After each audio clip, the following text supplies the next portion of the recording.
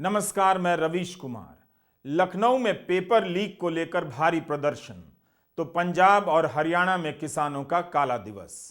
हरियाणा में किसान नेताओं पर एनएसए नहीं लगेगा और अब उन्हें नजरबंद नहीं किया जाएगा। 12 घंटे में हरियाणा पुलिस को एनएसए लगाने का फैसला वापस लेना पड़ा है। इस बात को मेहरबानी की तरह देखने से पहले यह भी देखिए कि किसानों को रोकने के लिए जो किया गया है वह क्या किसी एनएसए या नजरबंद करने से कम है। कई जिलों में इंटरनेट का बंद होना भी नजरबंद करने के जैसा ही है। इंटरनेट बंद होने से किसानों के साथ साथ आम लोग भी नजरबंद हुए हैं। उनके काम धंधे प्रभावित हो रहे होंगे। किसानों को दिल्ली आने से रोकने के लिए सड़कों का जो हाल किया गया है उससे सरकार ने किसानों से ज्यादा आम लोगों के जीवन को भी प्रभावित किया है।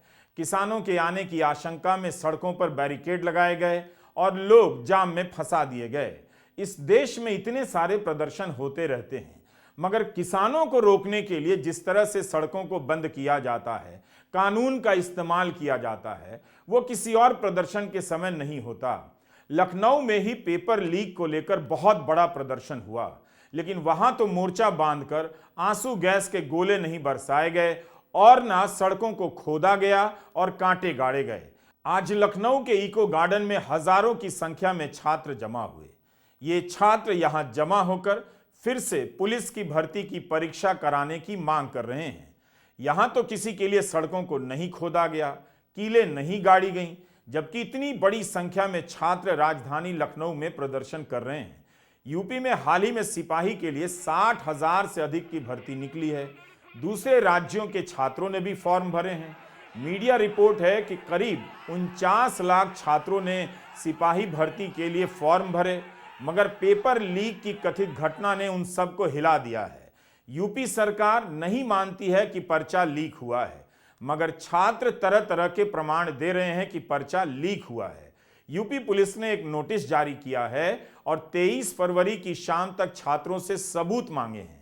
नोटिस में कहा गया है कि शिकायत करने वाला अपना नाम, पता, मोबाइल नंबर और पेपर लीक से जुड़े सबूत दी गई ईमेल आईडी पर मेल करे।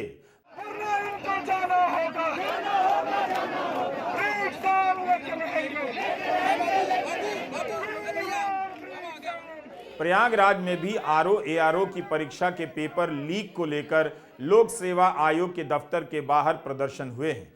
जब सभी को प्रदर्शन करने की इजाजत है, तब फिर किसानों के साथ ऐसा व्यवहार क्यों किया जा रहा है? ये भी तो किसान परिवार के बच्चे हैं। हरियाणा में भी बीजेपी की सरकार है और यूपी में भी। फिर हरियाणा में किसान इस तरह से प्रदर्शन क्यों नहीं कर सकते जैसे छात्र लखनऊ में कर रहे हैं? एक सवाल यह भी है, क्या एक राज्य दूसरे राज्य के लोगों को आने जाने से रोक सकता है? संवैधानिक प्रश्न है। ऐसा तो कभी नहीं हुआ कि आप पंजाब से दिल्ली जाना चाहें तो हरियाणा कहे कि हम नहीं जाने देंगे। क्या राज्यों के बीच भी वीजा पासपोर्ट शुरू होगा? दुनिया भर में संसद के बाहर तक प्रदर्शन हो रहे हैं, शहर के बीच में हो रहे हैं। हमारे पास ये वीडियो पोलैंड से आया है, अपनी आंखों से देख लीजिए। शहर के बीचों बीच ट्रैक्टर लेकर किसान जा रहे हैं। वहां भी कई दिनों से किसानों का प्रदर्शन हो रहा है। कुछ कम ट्रैक्टर तो सड़कों पर नहीं है, लेकिन भारत का मीडिया ट्रैक्टर को ना जाने क्या क्या बताता रहता है। लगता है जैसे ना टैंक देखा है, ना कभी ट्रैक्टर देखा है, और आवाजें आने लगती हैं कि ट्रैक्टर लेकर क्यों प्रदर्शन करने जाते हैं। यह भी कहा जाता है कि दुनिया भर में नहीं होता, तो आप अपनी आंखों से देख लीजिए पोलैंड में कैसे किसान ट्रैक्टर लेकर निकले हैं। सवाल यही है कि किसानों के लिए प्रदर्शन करना इतना मुश्किल क्यों हो जाता है? किसानों का नाम सुनते ही प्रशासन इतना आक्रामक क्यों हो जाता है? जब छात्र राजधानी लखनऊ में हजारों की संख्या में जमा होकर प्रदर्शन कर सकते हैं और उससे योगी सरकार के वजूद को कोई खतरा नहीं, तब फिर देश के किसान दिल्ली आकर प्रदर्शन क्यों नहीं कर सकते? क्यों हर बार किसानों के आंदोलन के सामने पहाड़ खड़ा कर दिया जाता है? उन्हें अमीर बताने से लेकर आतंकवादी बताया जाने लगता है। अभी कुछ दिन पहले मराठा आरक्षण को लेकर बड़ी संख्या में लोग मुंबई आए। वहां बीजेपी की सरकार है, मगर लंबे समय तक मराठा आरक्षण का आंदोलन चला है। किसी के रास्ते में गड्ढे नहीं खोदे गए, सड़कों पर कीलें नहीं गाड़ी गईं, सीमेंट की दीवारें नहीं बनाई गईं। बड़ी बड़ी गाड़ियों में भरकर लाखों की संख्या में मराठा समाज के लोग मार्च पर निकले और नवी मुंबई तक आए। 20 जनवरी को मनोज जरांगे पाटिल के नेतृत्व में हजारों लाखों की संख्या में मराठा समाज का मार्च निकला। 26 जनवरी को नवी मुंबई पहुंचा। महाराष्ट्र सरकार ने मनोज जरांगे से बात भी की और पूरा मार्च शांतिपूर्ण रहा। इस मार्च को मौका दिया गया तो शांतिपूर्ण रहा, उन्हें आने दिया गया और यही तो सही रास्ता था। कोई भी आंदोलन करे तो उसे आने ही देना चाहिए, उनकी मांगों को सुनना चाहिए। मराठा आरक्षण भी राजनीतिक मुद्दा था।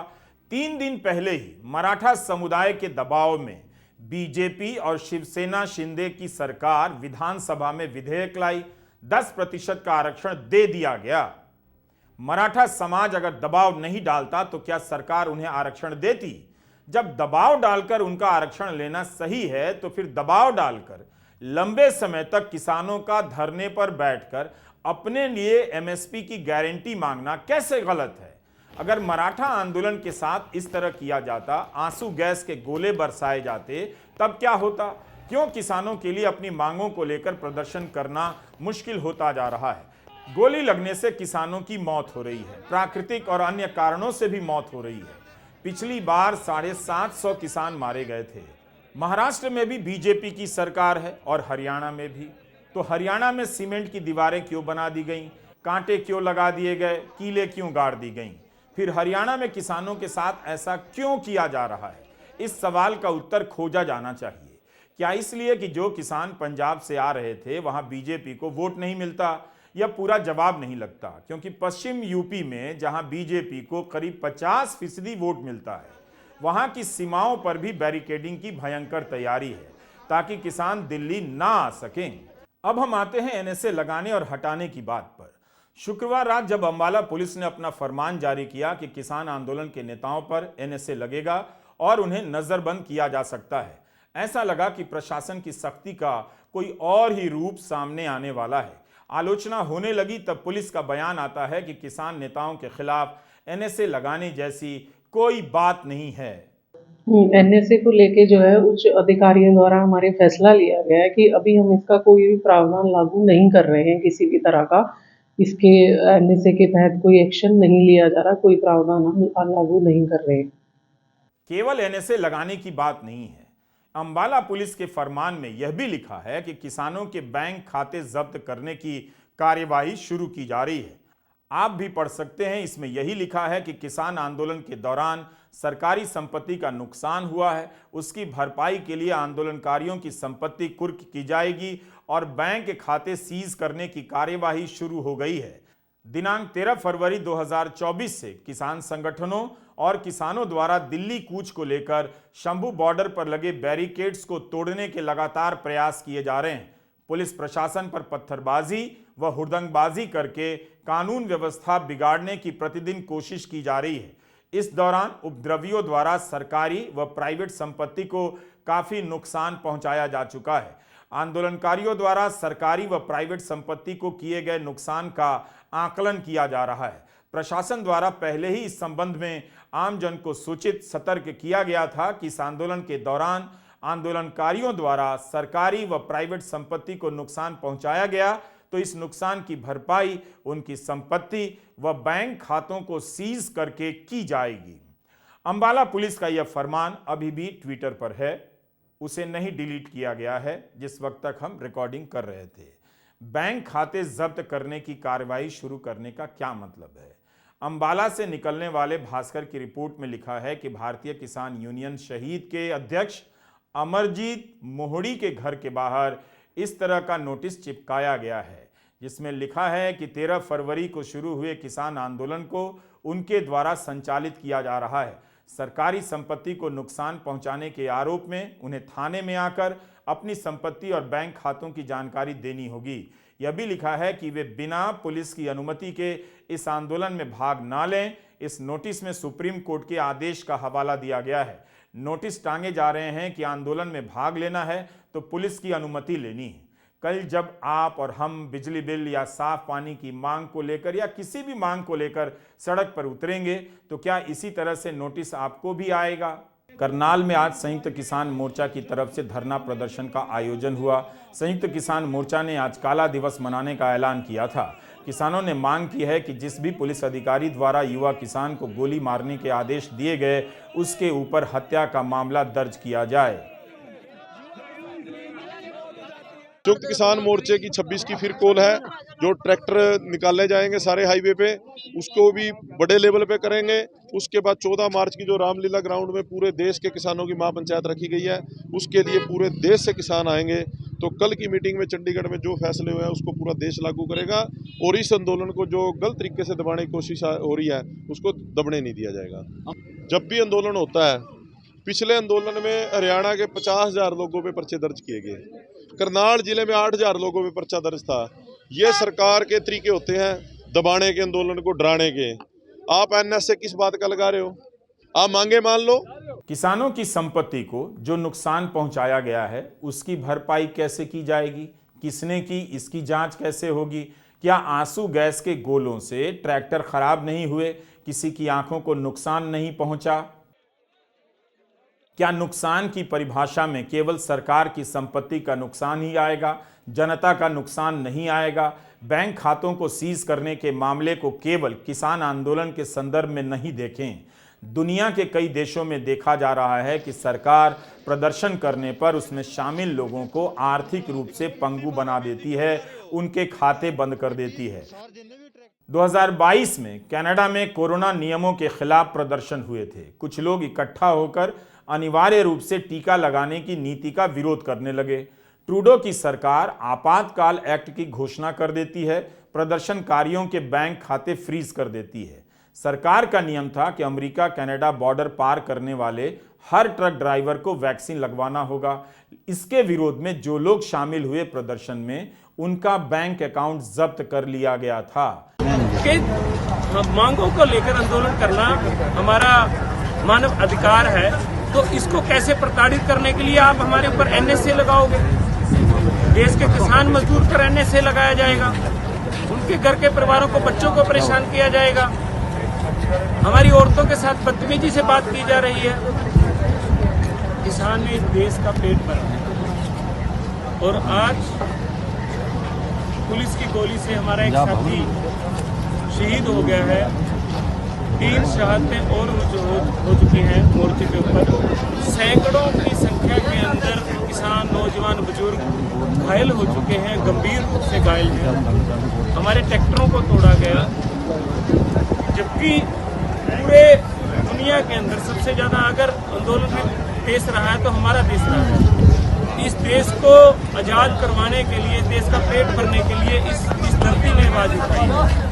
इस धरती ने सबसे ज्यादा कुर्बानी दी है।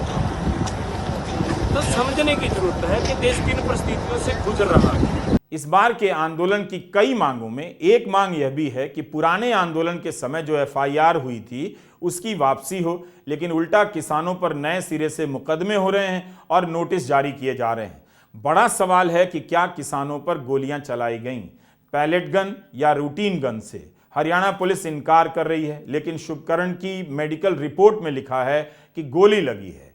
पंजाब के स्वास्थ्य मंत्री कह रहे हैं कि पैलेट गन का इस्तेमाल किया गया है। पटियाला के मेडिकल लीगल रिपोर्ट में लिखा गया है कि कई किसानों को पैलेट गन की गोलियां लगी हैं, जबकि हरियाणा पुलिस के प्रमुख शत्रुजीत कपूर ने पैलेट गन के इस्तेमाल से इनकार कर दिया है।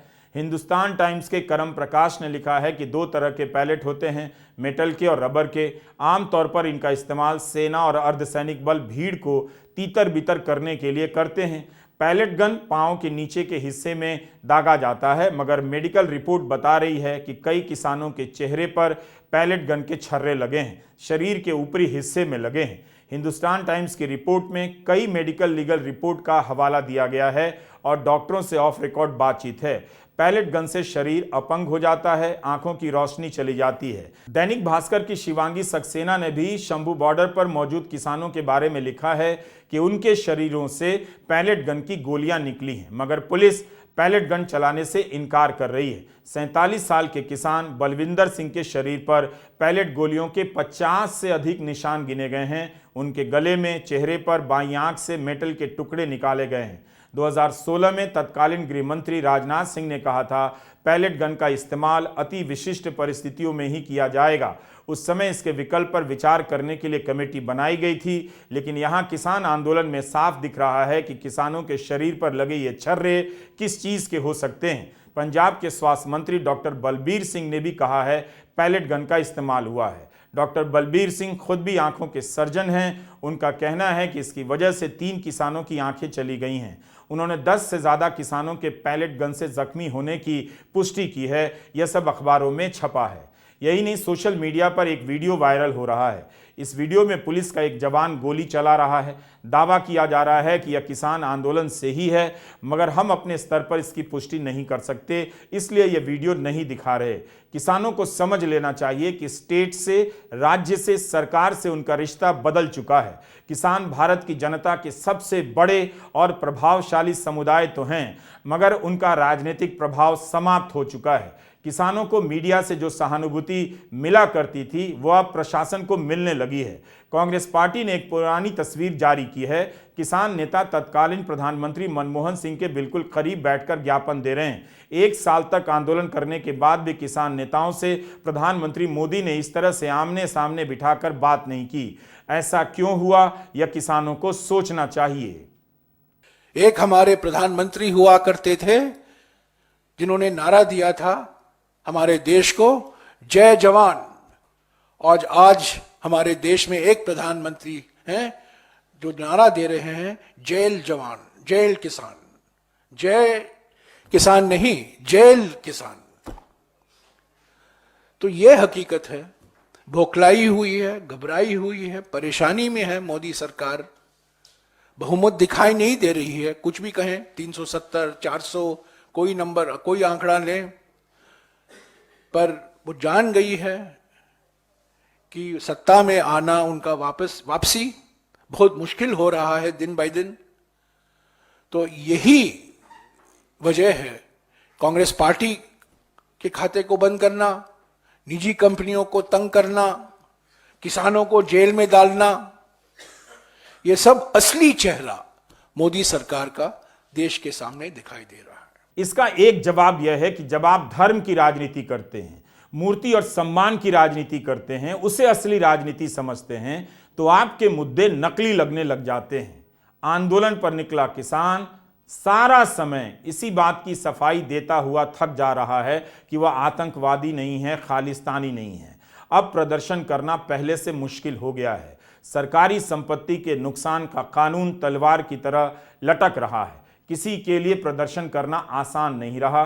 कई बार संपत्तियों का नुकसान पुलिस की वजह से भी होता है। उसके पास अनेक रास्ते होते हैं। प्रदर्शनों में अफरा तफरी मचाने से लेकर और कई भी तरीके होते हैं, लेकिन ऐसे मामलों में हमेशा प्रशासन का ही पक्ष भारी होता है।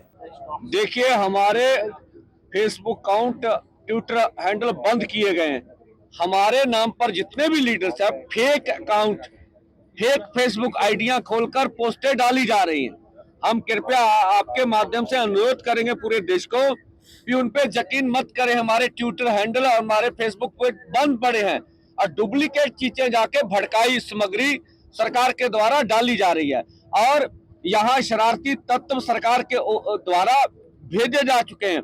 हम इस सभी को इस मोर्चे की रक्षा करनी पड़ेगी और इसको पीसफुली ढंग से चलाना पड़ेगा। किसानों के हक में बोलने वाले जम्मू कश्मीर के पूर्व राज्यपाल सत्यपाल मलिक के घर पर छापा पड़ गया। उस समय मलिक अस्पताल में थे। सत्यपाल मलिक ने पुलवामा में हुए आतंकी हमले को लेकर कितने गंभीर आरोप लगाए, जम्मू कश्मीर में भ्रष्टाचार के आरोप लगाए। 22 फरवरी को सीबीआई का छापा पड़ गया। जिस मामले में छापा पड़ा है उसमें मलिक ही विसिल ब्लोअर थे। सत्यपाल मलिक ने ट्वीट किया कि वे अस्पताल में भर्ती हैं, बीमार हैं, फिर भी तानाशाह द्वारा सरकारी एजेंसियों से छापे डलवाए जा रहे हैं। मैं किसान का बेटा हूं, इन छापों से घबराऊंगा नहीं। मलिक ने यह भी कहा कि उन्होंने भ्रष्टाचार में शामिल जिन व्यक्तियों की शिकायत की थी उनके यहां जांच न करके मेरे आवास पर सीबीआई द्वारा छापेमारी की गई। मेरे पास 4-5 कुर्ते पायजामे के सिवा कुछ नहीं मिलेगा। आज भी सत्यपाल मलिक ने एक बयान जारी कर कहा है कि सीबीआई के प्रवक्ता ने बताया है कि मेरे आवास से भारी मात्रा में नकदी और विभिन्न शहरों में मेरी संपत्ति होने की बातें कही गई हैं, जो बिल्कुल सरासर झूठ है। मुझे बदनाम करने के लिए मेरे ऊपर झूठा लांछन लगाया जा रहा है।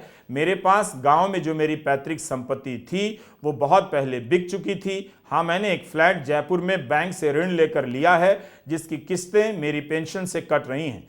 इसके लिए मेरे ऊपर कर्ज ही कर्ज है। सरकार अगर वो चाहे तो उसे ले ले। कांग्रेस पार्टी और आम आदमी पार्टी ने इन छापों की निंदा की है और सत्यपाल मलिक के पक्ष में बयान जारी किया है। ये बहुत सारे लोग हैं जो बड़ी बड़ी बातें कहते हैं कि अजी अब तो 300 पार जा रहे हैं, 370 पार जा रहे हैं, 400 पार जा रहे हैं। 400 पार जाने वाला आदमी अपने एक्स गवर्नर एक बुजुर्ग आदमी के घर सीबीआई नहीं भेजा करता। ये 400 पार के लक्षण तो नहीं है। किसी भी पॉलिटिकल साइंस के स्टूडेंट से आप पूछ लीजिए, 400 पार के लक्षण तो प्यार मोहब्बत के लक्षण होते हैं। ये नफरत के लक्षण तो हारने वाले के लक्षण होते हैं। जो आदमी डर रहा होता है, जो आदमी हार की कगार पे खड़ा होता है, ये उसके लक्षण होते हैं। पंजाब सरकार ने ऐलान किया है कि शुभकरण के परिवार को 1 करोड़ का मुआवजा दिया जाएगा। उसकी बहन को नौकरी दी जाएगी। खबर आई है कि देर रात्रि खनौरी बॉर्डर पर एक और किसान की मौत हो गई। इनकी पहचान बठिंडा जिले के गांव अमरगढ़ के दर्शन सिंह के रूप में हुई है। 13 फरवरी से ही खनौरी बॉर्डर पर थे।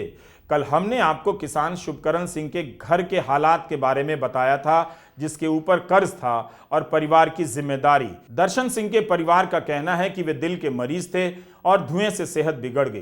पहले समाना अस्पताल ले जाए गए, फिर वहां से पटियाला रेफर किया गया, वहां मौत हो गई। 15 दिन पहले उन्होंने अपने बेटे की शादी की थी। बठिंडा की कचहरी में वकीलों ने काम बंद रखा। आज कचहरी बंद रही। जिला बार संघ ने तय किया था कि 23 फरवरी को कोई काम नहीं होगा। बार संघ ने शुभकरण सिंह की मौत और पुलिस द्वारा की जा रही ज्यादतियों की निंदा की है। शुभकरण भी बठिंडा जिले के थे। किसान आंदोलन राज्य व्यवस्था को एक्सपोज कर रहा है। किसानों को लागत के अनुपात में कीमत नहीं मिल रही है, यह सबको पता है। यह भी कि किसानों की आमदनी घटती जा रही है। मगर जैसे ही किसान आंदोलन करने आते हैं, मीडिया इन्हें अमीर बताने लग जाता है और प्रशासन रास्तों में गड्ढे खोदने लग जाता है। नमस्कार, मैं रवीश कुमार।